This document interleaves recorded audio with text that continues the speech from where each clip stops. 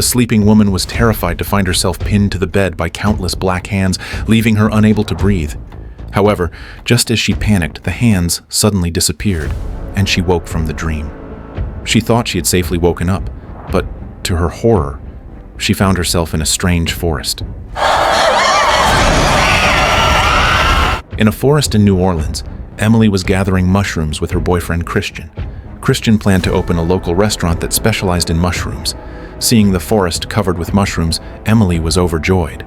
But halfway through gathering, Emily thought she saw shadows flickering among the trees. When she stepped closer, she found no one there, so she brushed it off, thinking she had imagined it. Just then, Emily spotted a cluster of red mushrooms not far away. Excited by the sight of fresh wild fungi, she bent down to pick them. Suddenly, a cat jumped out, startling her. Believing it was a stray, she quickly chased after it. She then saw the cat crouched on top of a gray cloth bag. Emily opened the bag and found inside a round wooden board carved with strange symbols. She thought it might be an antique, but Christian disagreed, suggesting it looked more like a decoration. Since the restaurant was about to open, they decided the spirit board could be hung on the wall as an ornament. Emily agreed. They gave it little thought and took the board back with them, but they failed to notice that not far away in the grass lay the corpse of a man who had died tragically. Meanwhile, in a mansion at the foot of the mountain, a man was chatting with a wealthy businessman named Alexander. It turned out the board was originally a museum artifact, over 400 years old. Alexander had paid 2 thieves to steal the spirit board from the museum, but during the heist, the other thief grew greedy, and the 2 of them got into a quarrel, even fighting inside the museum. The gunshots quickly drew the guards. Injured, one thief escaped into the forest with the spirit board, but because of severe blood loss, he died there. When Alexander learned of the failed mission, he showed no anger. Instead, he calmly ordered his triplet secretaries to bring the man a towel to wipe his face. The man swore he would retrieve the spirit board, but Alexander told him not to bother. Before he could finish speaking, the triplets restrained him.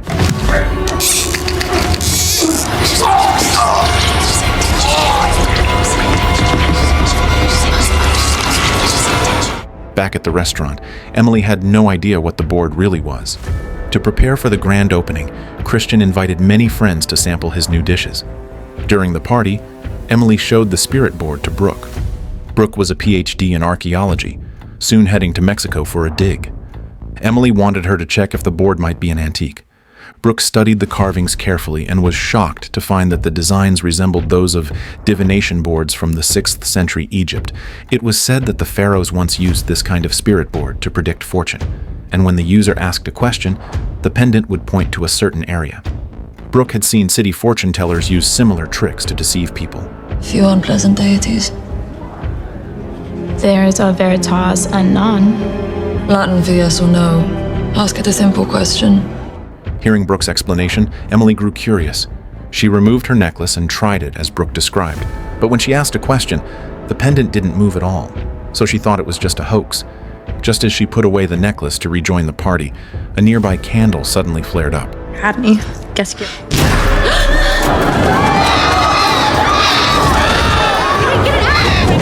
Seeing a crow suddenly burst out of the chimney, all the guests were startled. Thankfully, Christian reacted quickly, opening a window so the bird could fly out. Everyone assumed the crow had simply flown in through the chimney, and they dismissed it. The next morning, Christian went to the kitchen to prepare appetizers for the restaurant's opening day. Upstairs, Emily was cleaning up the remains of last night's gathering. While tidying, she noticed something odd about the eye in the center of the spirit board. When she touched it, the eye flipped over. Emily discovered a hidden compartment in the eye-shaped center of the board, and inside was a pendulum made from a human finger bone. She pulled it out, and while examining it, the television cut to a breaking news report. The night before, the city museum had been robbed, and a 400-year-old divination board had been stolen. Comparing the news to the board on her table, Emily realized it might be the very same artifact. Remembering Brooke's words, she picked up the pendulum and repeated yesterday's question. This time, the pendulum responded. Emily was amazed and thought of her lost engagement ring. She asked if she could find it, and the pendulum swung eastward as if guiding her. Following the direction, she entered her bedroom and opened a cabinet, where she found the missing ring. But while Emily was absorbed in her discovery, something strange was happening downstairs in the kitchen. A pot of oil on the gas stove suddenly caught fire. Richie hurried to cover it and carry it off, but in his panic, some oil spilled on the floor. Yet when Richie turned back, he saw the stove wasn't even on. If there was no flame, why had the oil caught fire?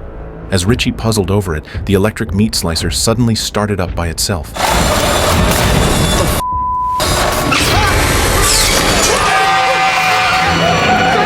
The sudden event startled Christian, who immediately told Jackie to call an ambulance. However, just as he was about to help Richie stop the bleeding, he turned around and saw Richie's hand being carried off by a stray cat. He told Zach to keep applying pressure for Richie, while he himself chased the cat into a nearby alley. But no matter how hard he searched, he couldn't find it anywhere. Just as Christian was feeling frustrated, a scream came from the kitchen, and when he returned, he saw that Richie had already lost all signs of life from excessive blood loss. On the very first day of opening, his business partner had an accident. Christian felt as if the sky had collapsed, so he could only delay the restaurant's opening and hold a funeral for Richie. But what Christian didn't know was that the real nightmare was only just beginning. That evening, Emily was suddenly awakened from sleep by a flickering light. When she turned, she saw the bedside lamp flashing on and off. She thought the lamp was broken and instinctively reached to pull the switch.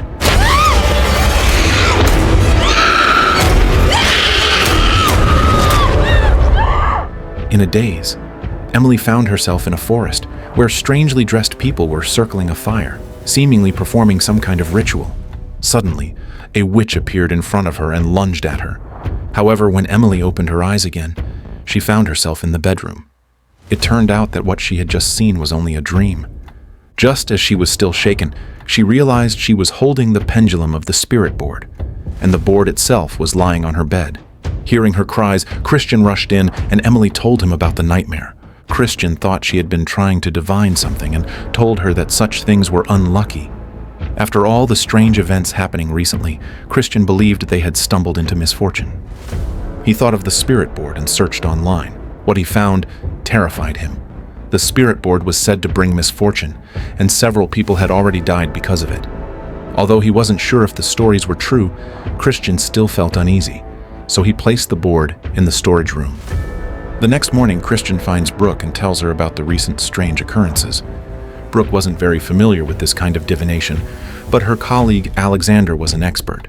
She took Christian to Alexander's mansion and told him about the spirit board.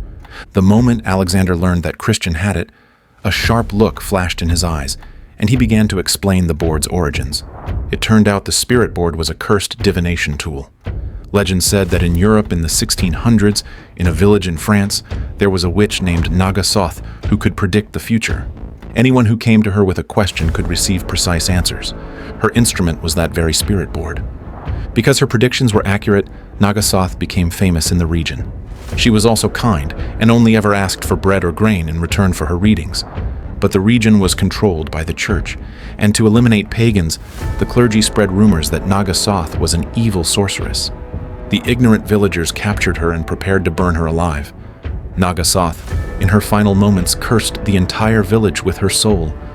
Overnight, all the villagers in this place died under strange circumstances, and after that, the cursed spirit board was passed around from place to place across Europe. Everyone who came into contact with it eventually died in strange accidents. Until just a few weeks ago, the spirit board was placed on display in a museum, but during the exhibition, it was stolen. Hearing Alexander's explanation, Christian finally realized how dangerous the board truly was. He immediately brought Alexander with him back to the restaurant. Meanwhile, at home, Emily had no idea the board was cursed. Exhausted, she went to the bathroom to take a shower. But while she was bathing, the spirit board on the table began shaking on its own. Halfway through, Emily reached for the door to grab some shower gel, but when she turned, she found the door locked tight. No matter how hard she pulled, it would not open. As she panicked, black water began gushing from the tub, and before she could react, a hand grabbed her ankle. In a haze, she felt herself being dragged into darkness, and just as she was about to drown, a voice suddenly echoed in her mind. When she opened her eyes again, she was back in the bathroom, and everything was gone. One bizarre incident after another left Emily unable to stay calm. She went to the living room and lay wearily on the couch. Just then, Christian returned home with Alexander. Looking at the spirit board on the table, Alexander immediately recognized it as the one that had gone missing from the museum. He told Emily the only way to break the curse was to gain Nagasoth's forgiveness. Alexander picked up the pendulum and told Emily to close her eyes and meditate. As the pendulum swayed back and forth, the space around her began to tremble.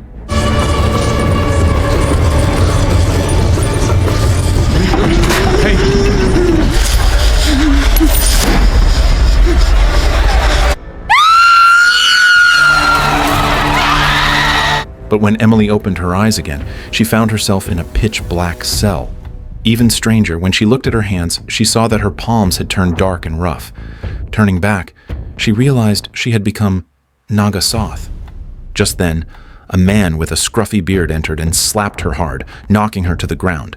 Staring at the dark cell, Emily hasn't yet processed what is happening. From the cell next door, an old woman leaned over and told her the man who had struck her was Bishop Grogan of the city. He wanted Nagasoth to serve only him, but Nagasoth refused to submit. To escape his control, Nagasoth devised a wicked plan. She performed dark magic to bind her soul to the spirit board. Whenever someone used the board, her soul could attach to the user, while the user's soul was sent back in time, forced to become Nagasoth. In the real world, Nagasoth had already taken over Emily's body, immediately reading through all her memories. When Emily woke up, Christian thought they had broken the curse.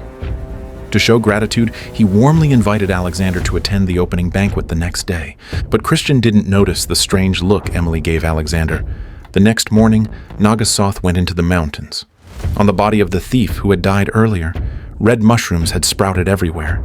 She gathered the mushrooms and brought them back to the restaurant, giving them to Jackie while claiming they were a special dish Christian had arranged. Jackie thought nothing of it and passed the mushrooms to the kitchen. By evening, the invited guests had all arrived. Christian went into the kitchen to prepare the main course, while the servers carried the mushroom dishes to the tables. Looking at the bright red mushrooms on their plates, the diners eagerly picked up their forks. The mushrooms melted in their mouths with a sweet and rich flavor. But halfway through eating, the guests suddenly burst out laughing, and their food turned into horrifying things before their eyes.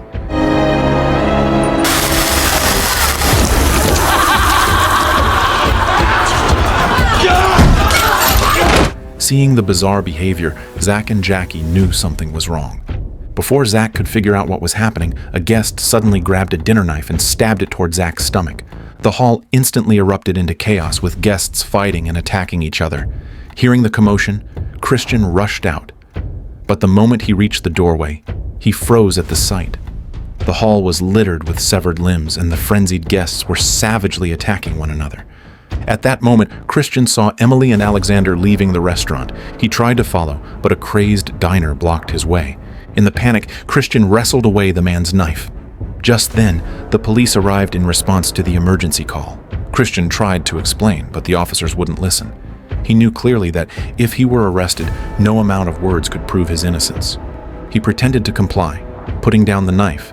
Then, at the moment the officers let their guard down, he bolted for the kitchen. Using his knowledge of the place, he escaped through the back of the restaurant. But when he walked into the alley, he found a car blocking the way. He thought it was the police. Just as he was about to surrender, Brooke called for him to get in quickly. Seeing the police behind him, he didn't hesitate and jumped into Brooke's car. At first, Christian thought Brooke was rescuing him, but the moment he got in, he was knocked unconscious. When he woke up, he found himself taken to Alexander's ancestral home. It turned out everything had been Alexander's plan. He was the descendant of Bishop Grogan. After Nagasoth's soul had escaped, Alexander's family had been searching for the spirit board.